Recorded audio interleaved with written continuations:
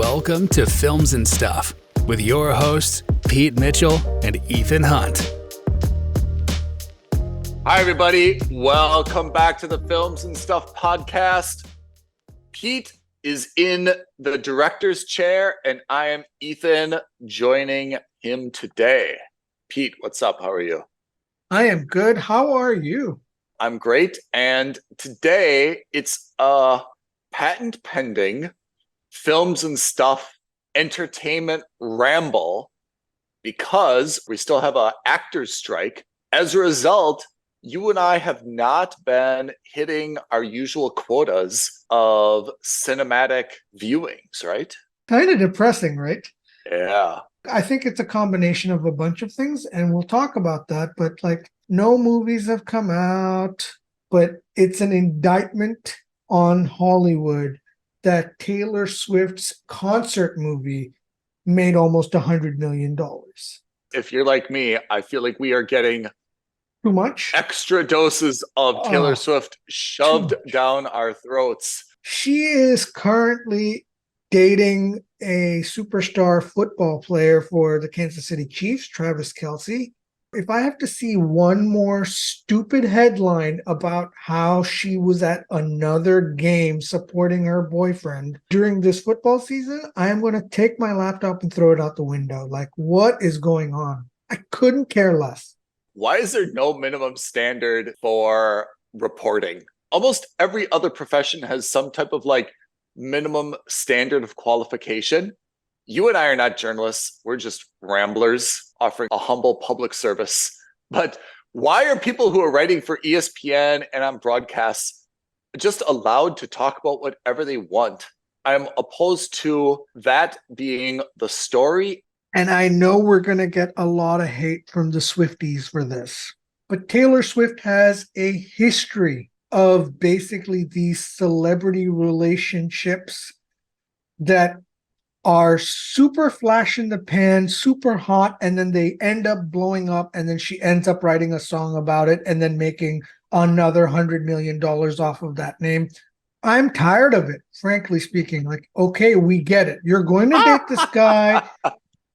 Is she going to write a song about him? Almost guaranteed. Is she going to make another $1 billion off of that? Almost guaranteed. That is why, especially, I couldn't care less about her dating life. We've all seen this before. How do we get on this ramble? We said it was going to be a ramble. This was a good one. I know how we got on this ramble. We said there's nothing to watch in cinemas. And you said, except the Taylor Swift Eras movie. Correct. And I said, that's a concert. Why is it a movie? But it just goes to show there's nothing out in cinemas now. Let's talk a little bit about streaming platforms. Last week, we gave you our key takeaways and breakdown of the Whip Media survey. So we kind of understood where streaming platforms are standing today. Off the back of that, Netflix had its third quarter investor call. Are you ready for this? Netflix I'm ready. Added 8.8 million new subscribers in the last quarter alone. Whoa. How much is a Netflix subscription? $10 a month? So that's where it gets spicy. As of this year, started a new ad-supported tier. That one, I think, is only $7 a month.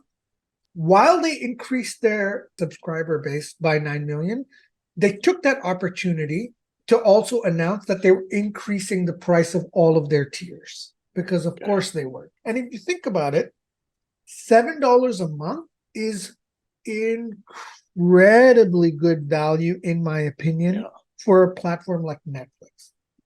Disney cost me £7 a month in the UK. As much as I hate ads, I will take Netflix because the variety of content is far better. So also, just to put that number into perspective, $7 a month for 9 million subscribers is $63 million a month. So for the last quarter, that's $190 million. On the back of that, we learned two things. One, shares of Netflix jumped 13% on the day they announced their thing, which again, very, very big jump. And what they did release, and I think this is going to segue well into our next major point of this ramble. A majority of the 9 million new subscribers were from outside North America. Oh, really? I think that's also because we've seen that the SAG AFTRA strike that's still hitting Hollywood, Yeah. it's limited to North American productions. Mm-hmm. The actor strike isn't hitting European productions. It isn't hitting Asian productions. It isn't hitting African productions or any other region's productions. So that kind of makes sense to me.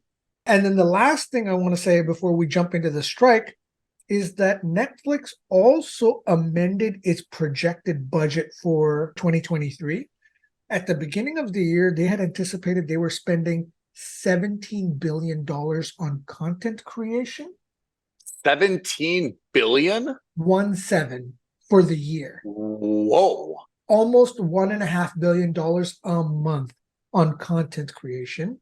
They revised their projections and they think that by the end of the year, it's now only going to be 13 billion. And they're attributing that entirely due to the actors and the writers' strike in North America. Wow. For everyone who says, well, how big of an effect is this having on the industry? Netflix, quote unquote, saved $4 billion in the last 5 months.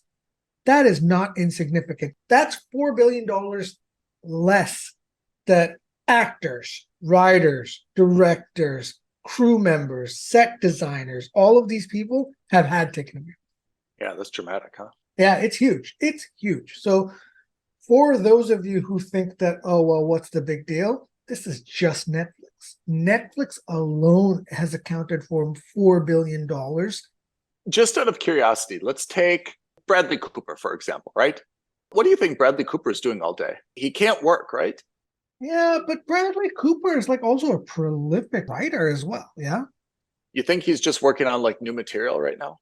Even though they're not technically supposed to be doing it, how do you regulate what somebody does in their own private home? Yeah. I am almost certain that the busiest of writers and actors and directors spent the strike writing on their project. They either wrote their own new books or maybe they were just working on the next script. The hard part is you and I have been in situations like this before, I'm sure, where if you know how much time you have off, you can start to say, okay, great, I've got 3 weeks. This is what I'm going to focus on for 3 weeks. When you're not really sure, it kind of makes that time unproductive. You're like, oh man, I had 3 months to do this, but I never knew when that time was going to end. So it's constantly kind of rescheduling or reworking my logistics. If I would have known, I would have had 6 months from the beginning, I would have done this. But instead, when you don't know when the end is, I feel like you spend more time just kind of preparing and planning and replanning. You don't actually get to sit down and be like, okay, chapter 1. What do I want to do here? Yeah. So let's segue that into the strike. Yeah. And a recap, the director's strike was over months ago. Yeah. The writer's strike ended officially a couple weeks ago. Both the directors and the writers were very happy with their deals. And I think both the directors and the writers got, from what I understand, very good deals. The SAG AFTRA, i.e. the actor strike, is still ongoing. A lot of people expected it to end relatively quickly after the writer's strike because there were so many common pain points between the two. However, spoiler alert, that is not what has happened. Not much of a spoiler. What is the roadblock? Apparently, and again, we are not in the negotiating room, so we don't have firsthand knowledge of what's going on here. Pete, I love that you've had to disclose.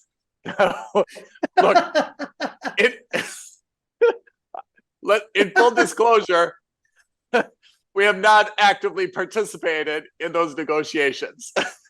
We are not sleeper agents for either the SAG Actors Guild or for the AMPTP. You said it so seriously, as though you're really making an honest disclosure to our listeners. Guys, we don't want you to have the wrong impression. We're actually not directly involved in those discussions, or indirectly involved. In fact, Yeah, in fact, we're the least involved people on the planet. secondhand news. Our levels of integrity. You know, we were talking about the journalistic standards. We Yeah, have more journalistic standards. Okay, we have to be. I'd say we are actually above compliance with like Yeah, international reporting best standards, right? We're yeah, making disclosures that no one ever assumed. I don't think anyone's like, oh shit, like I kind of thought that Pete was in those discussions. yeah, yeah, I yeah. I also want to disclose I am wearing an Iron Man shirt. If that has any bearing on this, but you should just on your know. allegiances, on your Yeah, allegiances. All right, so we've disclosed we don't have firsthand knowledge of the right. discussions. But apparently, the Actors Guild asked at like the last minute to increase the contribution from the studios to the actors and their guild, a revenue share of whatever the studios are making. Supposedly, they were saying that it was like 1 or 2% of the gross revenue of each studio or streaming platform. And then they said, okay, now we just want a flat fee from the streamers based on the number of subscribers. So 57 cents per subscriber per year per streaming platform. That doesn't sound like a lot. And I'm not saying it is or it isn't. Again, this is not a criticism one way or another, but it effectively means that it would cost the studios $500 million a year in residuals. In 2022, actors were paid $126 million in residuals. So they're basically asking for a 4x bump, one. And two, they're asking for it to not be linked to performance. They're asking for it to be linked to a flat number of subscribers. What do you think of that? I don't understand why. I mean, the way that I always kind of thought it worked was that you have whatever you're paid, for the filming. And then whenever the show is sold, it negotiates a percentage of residuals. And then of those residuals, a percentage is paid, to the cast in the pre-agreed percentages. I'm not sure why this isn't up to, the developers of the shows. And if Netflix, for example, is making a new Stranger Things, right? And it says, hey, this is how much we're going to pay you. That's it. It's a one-time payment. You'll get this much per episode or this much per season. That's it. We own it. That may or may not be unfair to the actors, but it's up to them then to kind of like take that deal or not take that deal, right? There's a buyer and there's workers. I don't see that that's unfair. When there's other shows being, made, like whether they're independent or through a studio, then like sitcoms, for example, are a little bit notorious for always having residuals because then, of course, they're going to be syndicated and on-sold. I'm really not sure why this is such an issue with the streaming platforms. This is such a cop-out answer, but I think it's just that's kind of the way the industry has always been. I agree with you because it's akin to me paying a contractor to build my house. And then when I sell that house, the contractor also taking a percentage of what I sell that house for in the future. Yeah. That doesn't make sense to me either. I would say in this type of entertainment environment, which I think is characterized much more than 10 and certainly 20 years ago, the development of new content is very, very fast. The cycle is rapid. And in the past, you would have, let's take a show like Friends. Friends for 10 seasons had a new season, right? But then you would watch syndicated episodes late night on like secondary channels, right? Or you would buy the DVDs. That's really not the case. Like Stranger Things is, I think, an exception. Even like Game of Thrones. Who is going back and watching Game of Thrones, honestly? I'd like to see the numbers and who is going back on HBO and watching season 1 of Game of Thrones. I would expect that those residuals are very, very low. Even like House of the Dragon. Okay, fine, House of the Dragon. There's going to be a new season. Maybe some people will go back and watch the original, but I really don't think anyone is going back to watch the original Games of Thrones. Those are great shows. They had their time, and people are moving on. There's so much new content coming out. I don't think people have the bandwidth to go back and look at older content anymore. I would agree with you on maybe more dramatic, on shows that are much more like seasonal in the sense that the arcs are over many, many seasons. Yeah. But for example, I mean, look at Suits. It's been off the air for how long, but it is currently on Netflix, the highest rated or most streamed show. Friends is consistently the same. Yeah. I think it's because there's also an element of those shows are much more episodic without an overarching narrative. So you could watch any series of Friends in any order you'd like. And of course, there are some overarching narratives, like someone's had a baby or someone's married or whatever. Yeah. But each episode stands alone as well. Like you can just watch it and be like, haha, that's funny. Okay, I'll move on to the next one. Yeah. Those are definitely outliers. But generally, apart from those, Office and Friends are among the most popular shows ever, history-wise. Yeah, you're right. You know, Suits is actually not, even though I've got a soft place in my heart for Suits, I would also argue a lot of Suits is because Meghan Markle, and there's been a little bit of a revival due to her role. But apart from that, I mean, is anyone going back and watching like Umbrella Academy season 1? Okay, I'm sure people are, but generally, I think there's so much new content out there. I mean, we've got our streamer skip segment. There's so much new content out there that I think it's really hard to go back and watch old stuff.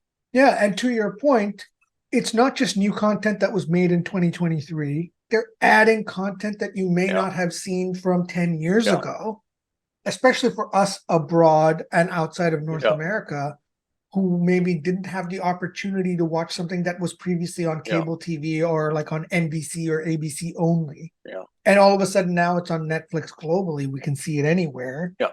But irrespective of this does not seem like a philosophical debate. A philosophical debate is, can we use computer-generated characters? That's like a substantive debate. When you're arguing about royalties, every side has their perspective. Every side has some evidence that backs them up. That's a financial negotiation. Meet in the middle. No one's going to walk away from that discussion being like, yes, we got the 57 cents we were asking for. And no one's going to walk away saying, yes, we got them to drop that demand entirely. There's going to be a negotiation, whether they end up 26, 28, or they end up at 19 or 31. That's a negotiation. And I'm sure it's not going to be so simple. It'll be like, fine, we'll start at 20, we'll go up to 23, then in 5 years, we'll go up to 29, right? Like, find a way to like stagger it and meet in the middle. There's really no reason that this should be broken off negotiations, I feel. Thank you for bringing us back to the point. That is absolutely correct. It's a sign of bad faith from the studios for them to completely break off. You're already paying the equivalent of 12 or 13 cents in residuals per subscriber. They're now asking for 57. Maybe that number is too high for you. That's fine. But if you're already paying 12 or 13 cents, you've got a floor. It's just a matter of sitting down at the table and saying, well, guys, you know, it's hard for us to go up 4 times. Let's go up 1 time. Let's go up 2 times. Let's go up 1.5 times, and let's build it up. That, I think, is exactly the right attitude. I'm a bit surprised that the studios were just like, no, we're done. We're walking away. I think that's a bit A, short-sighted, and I think B, also a bit childish and petty. That was the sticking point on the strike from the studio side. There have been a couple other developments. The major development, which I think most people may have heard of, is that a bunch of A-list superstars got together and said that, hey, you know what? We want to help out for this strike. We want to help the other actors. We are willing to eliminate the cap on our SAG dues, and that will theoretically generate an additional $50 million a year for the next 3 years. The way SAG's rules are, if you are a member of the guild, you have to pay like $280 or $290 a year as your base fee, as your dues, and 1.575, let's call it 1.6% of all your earnings during the year, capped to $1 million. Okay. And a bunch of these A-list superstars, and this is like a really small number, have said that we're willing to waive that cap. Okay. So George Clooney and I think Emma Stone, and there was a whole list of actors who said that we'll eliminate that cap so that instead of just us giving $1 million, because again, remember, 1.6%, $1 million means that you're making like $80 million a year, $90 million a year. There are not many actors who are doing that. By eliminating that cap, which can then be used towards health insurance and for supporting the other members and so forth. I don't know. So there were two ways to look at this argument. That will help strengthen SAG position at the negotiating table because then SAG is less stressed about finances. Yeah.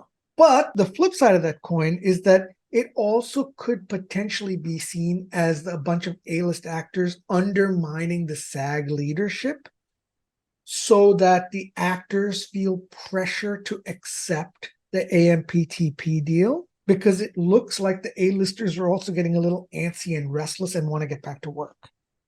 I'm not sure about this number. I know you weren't directly involved in negotiations, so I'm sure you're taking this from another source.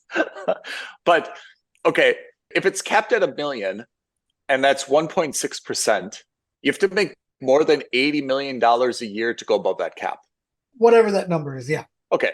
Realistically, though, is Tom Cruise making more than $80 million a year? So someone like Tom Cruise probably breached that last year because he probably has points on the movies, right? It's not just the salary that he's making for Top Gun. He's also taking a percentage. I'm not doubting your numbers, but I feel like that is maybe more symbolic by the A-list. Because even if you make 100 million, 1.6% is 600,000, right? $100 million is a huge amount of money to make every year. It's hard to believe that they make that every year. Tom Cruise may make it in 1 year or maybe every other year. But even if you go that route and he makes 100 million, 1.6% is 1.6 million. His cap was 1 million. That's 600,000. How many 100 million actors are out there? I'll give you 10. I'd even be shocked if you said that last year, 10 actors made $100 million. 50 million, I'll give you 20 people made 50 million. 100 million, I'd say 2. There's not 10 movies a year that are making $1 billion. I mean, we did our summer blockbuster, like 4 made $1 billion, 3. I believe that that's a legitimate thing by the A-listers, but I also believe that that's a little bit symbolic. And it's like, oh, look, we're willing to suffer with our fellow actors who are making $13,000 an episode, but it really doesn't impact a dramatic amount of folks. I would love to be a part of that group. Disclaimer, I'm not, but I would love to be a part of that group and be like, hey, you know what? I agree. I'll waive my cap. And you're like, you're not even in any films right now. Yeah, I'm just saying in the future, I'm happy to waive that cap. Yeah. I think you have more people saying I want to be part of the group that's going to waive the cap than people that are actually subject to the cap. Yeah, you're right. The math. Yeah, if it was like 5% fees, but capped at $1 million, and then someone who's making like 100 million, you're like, that's a 4 million difference. That's a real difference, you know? Yeah. The back of the napkin numbers don't maybe necessarily make sense, but I don't know where that $50 million extra a year is coming from. Yeah. In any case, the whole point of that was whether it's symbolic or not symbolic, whether it's meant to strengthen their argument or potentially undermine their argument. People are getting antsy.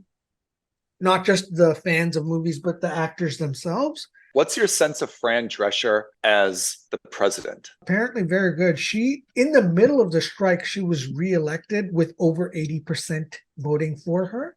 The overwhelming majority has said that she has been a fierce defender of all actors. And it's kind of nice to see because, you know, even though we haven't seen a lot of her, Fran Drescher made a lot of money through The Nanny, which was also a very successful sitcom, which was also syndicated. I'm quite positive she's not struggling for money. But to see her fight tooth and nail for her fellow actors like this, I'm a big fan. So that's the current status.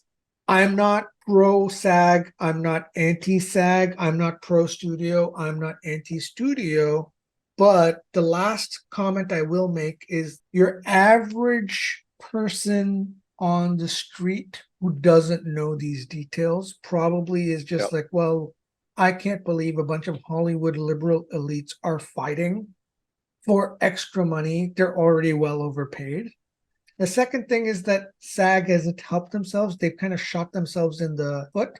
Just a couple days ago, they released a public directive to all members of SAG that they're asking all SAG union members to not dress up for Halloween as characters or fictional characters from struck projects. I get the principle of what you're saying, but come on. That's a bit ridiculous. Even Ryan Reynolds made a joke about that at SAG's expense. He's like, yeah, I'm looking forward to yelling scab at my 8-year-old who's not a member of the union, but she has to learn that sometime. In such an important time, also in a time where there's a lot more going on globally, that's a little bit more important than what's going on in Hollywood. You're now going out of your way to say, don't dress up as your favorite characters for Halloween. I didn't even know that was a risk. That's such a petty thing to do for actors, for anyone. Like, dress up like a hot dog, never goes out of style, or a pumpkin. Who has really the balance of power in this? Because someone has to, I don't want to say cave, but who do you think has more pressure on them to get the deal done? So right now it's 50-50, I think. Earlier in the strike, I would have said it was the studios. But the studios are hurting, right? They're losing money. And Deadpool 3 was supposed to be the first movie of the summer blockbuster releases of 2024, has just been moved off of the schedule indefinitely. That is not a small thing. Let me give you this hot take, and you tell me if this is correct. I think negotiating-wise, the studios have a stronger position because they can probably weather the storm, and they have still some ways to make revenue and to cut costs, whereas actors have a limited shelf life, and they probably need to get to work faster. In the long term, actors, without any name, but just as a pool of employees, have probably more resiliency to bounce back and be fine, whereas so much time is going to take place between episodes of films that they're actually going to undermine their own product by saying, hey, remember Dune 1? Dune 2 is coming out. And everyone's like, nah, I'm not interested in that anymore. Like, I was interested 2 years ago. I've totally forgotten about Dune 1. I'm going to pass. Fast and the Furious 11 or whatever it is. Nah, I've lost the plot. Not interested in seeing it. I think it's hurting studios in the long term because they're going to have to go out of their way to get people re-interested in things that they've totally forgotten about for a long time. Whereas actors are a never-ending cycle, right? There's always a new A-list. There's always someone who's going to transition from TikTok or being a comedian or something. Actors will bounce back as a group, although individual actors may be hurt. I agree. That's going to hurt studios like Disney in particular, which has, especially as of late, has been focused only on franchise IP movies. related. But I do agree with the first point you made for sure, which is, at least in the short term, corporate America is very resilient, especially when it comes to labor matters. And generally speaking, even though it's not popular with the general public, the share market will reward a studio that sticks fast to screwing over its employees in America. I would say almost everywhere. And this applies to the automobile industry, lawyers, financial services, actors. There is no one, for better or for worse, in this world who is irreplaceable. Presidents of countries come and go. Ministers of finance come and go. Yeah. Heads of companies come and go. There are people who are better or worse at those jobs than other people, but generally no one is irreplaceable. Also in the US, like an auto workers strike, right? Yeah, at exactly. General Motors and at Ford, those folks who are working like on assembly lines or in factories are unfortunately probably more replaceable than the heads of those companies, but also those heads of those companies can be replaced. I can't even tell you who the CEO of Ford is, or for General Motors, or for E0224, or for something else. All those people can be replaced. So I think, yes, generally the organization is in a stronger position, and oftentimes strikes, I think, are better if you can negotiate a quick deal to get some of the things you want and at least ongoing stability and continuity, rather than asking for the world, knowing you're not going to get it and potentially harming yourselves longer term. Amazon, fast food restaurant, they're going to be great test cases. More and more of those positions are going to be automated. Yeah. And it's kind of inevitable.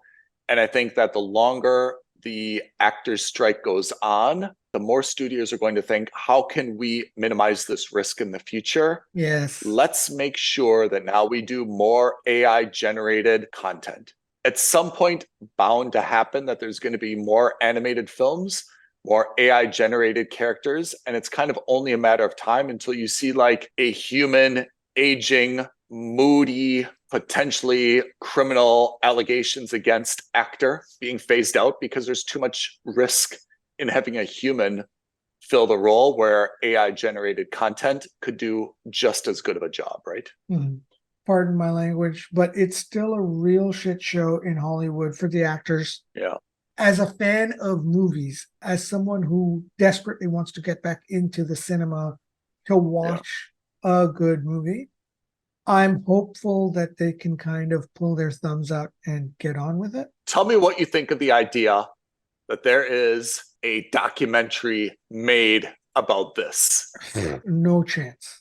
There's no way any actor or any studio will want to risk their careers over something like this. How wonderful would that be if that was released now and that became like the Taylor Swift I eras? could probably do it because we are not so directly involved.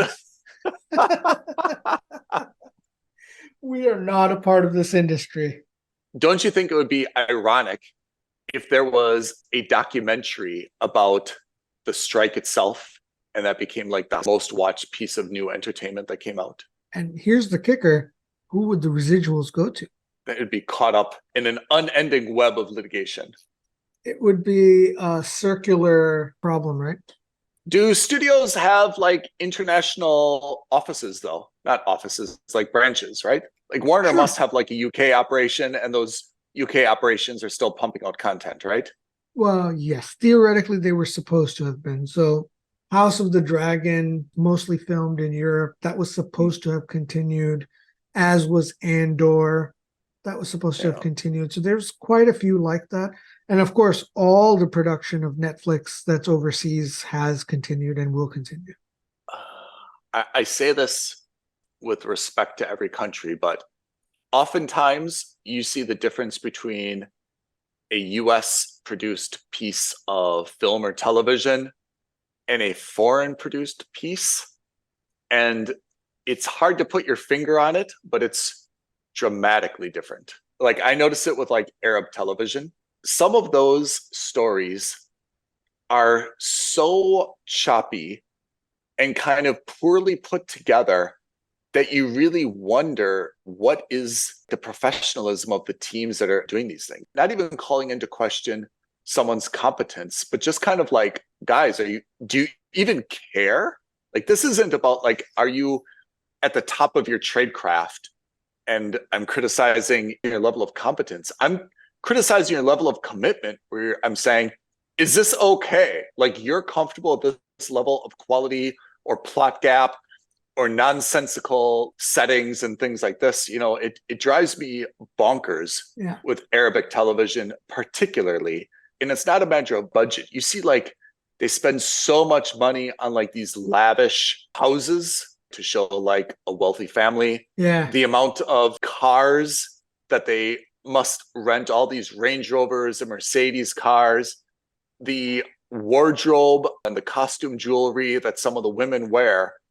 But then you'll see like these scenes and like someone's in an office and it's like, that doesn't even look like an office. That looks like someone's like home bedroom office. How can you even pretend like this guy is like the head of like this empire company when he's like sitting, rotating between like these two little walls, this tiny little desk, and it's got like a business card holder on it. Like it doesn't even seem legitimate. You've never seen like an office of a proper professional before. It drives me nuts. US production is like second to none, right? Having said that, it's also always a pleasant surprise when we do see foreign productions that are equally good, if not better.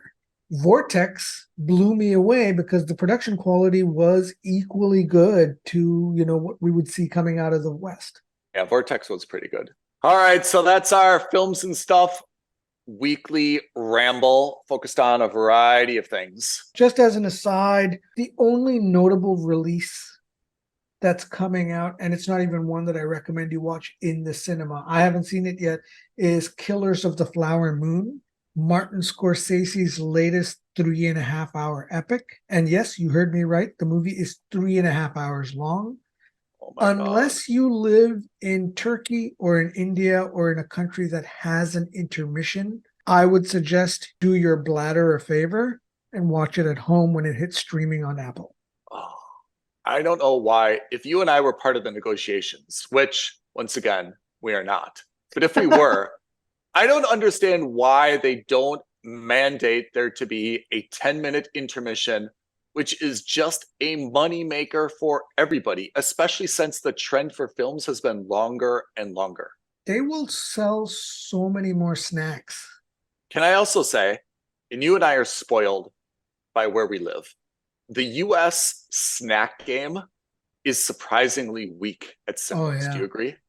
On paper, it always looks good, but it does not hold a candle to the rest of the world. No. I mean, I would say so much so that people probably do not even know what they're missing.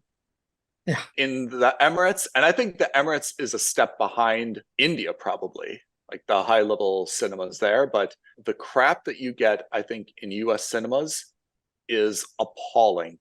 And it's not because people, I think, are unwilling to pay. I think if you would offer dramatically more and better choices, you would sell dramatically and more amounts of the candy snacks. Game, great. Yeah. Popcorn, great. But that's it. You're kind of limited to that. You might get like a stale hot dog. Nachos. You might get some terrible nachos with some even worse, like fake cheese sauce. Yeah. But that's kind of it. If you're at a fancy place, you might be able to buy a beer or a martini or some kind of alcoholic beverage. Yeah. But that's kind of like the upper bounds as to what you're getting in the cinemas in the US. At the minimum, there should be like a fry game or a chicken tenders. Maybe not burgers. Burgers, I think, can be a little bit complicated, but there should absolutely be some type of like loaded fries or sliders. Something like that. My local cinema, just to give an example, it has a dumpling counter, it has samosas, fries, it has chicken nuggets, it has chicken tenders, obviously popcorn, candy, nachos, pizza. Yeah, why is there not more pizza? And that's the smaller cinema. The bigger cinema, I mean, they've got even more, and it's fantastic because every seat comes with a tray. They bring you the food, so you don't need to worry about fumbling around in the dark. They serve it to you. It's very good. You have to promise you'll come to my good cinema in Dubai for Dune whenever it comes out. Yeah, I can't wait. That cinema on the balcony row is the finest cinematic in terms of comfort, in terms of view, in terms of dining experience worldwide. That includes Zimbabwe. Does this beat white wine out of a paper cup? Not by much, but it does. Okay. Pete, if people want to give us their thoughts, feelings, anonymous experiences participating in the negotiations. Yeah, tell us. I mean, we know. We'll definitely make sure that we attribute it anonymously because we're not involved. Tweet at us at F&S Podcast. DM us on Instagram at Films and Stuff Podcast. Email us aloha at filmsandstuffpodcast.com. But as always, like this video, leave a comment below about those negotiations, subscribe to our channel, and hit that notification bell so that when the next episode of the Films and Stuff Podcast drops, you'll be the first to know. Pete, great episode. Thank you for your time and contributions. Listeners, thanks for tuning in. We'll see you on the next episode of the Films and Stuff Podcast. Bye, everyone. Thanks, Ethan. Bye. Thank you for listening to another episode of Films and Stuff. If you haven't already, please subscribe and review on Apple Podcasts, Spotify, or wherever podcasts are downloaded. Films and Stuff. There is no substitute.